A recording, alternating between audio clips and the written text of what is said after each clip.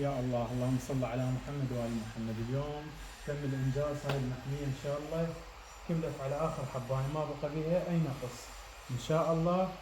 بس المشربيات راح أسحب لهم صندة واربطهم على التانكي. هاي الستاندات صارت همين وقافات، همين وقافات وهم مأكليات. هذول المأكليات بالنص صارت على طول المحمية.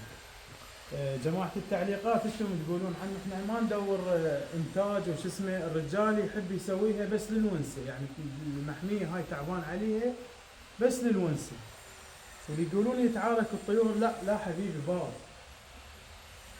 احنا هاي طيور الحوض مخليلها بيوت زايدة، الفنجز مخليلها بيوت زايد، الدرر مرفوعة بيوتها لي فوق، وهذين المأكليات وزائدا. تعالوا بيونس،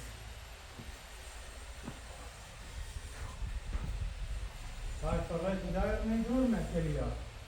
هذين المأكليات الصغار هذين خاصات بالفنشات، للكناري للحمام الملكي. خاف يعني هنا الدرة بتنزل تاكل بهاي بذن المأكليات، ما تخلي طير ياكل وياها، لا فريت لك اياها داير ما يدور.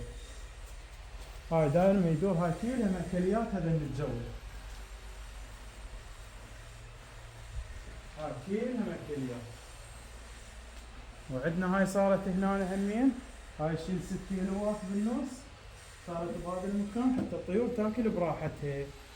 وان شاء الله نتمنى كل الخير والتوفيق ان شاء الله للحجي، ونشوف عليها كل الخير بحق محمد وآل محمد. تحياتي.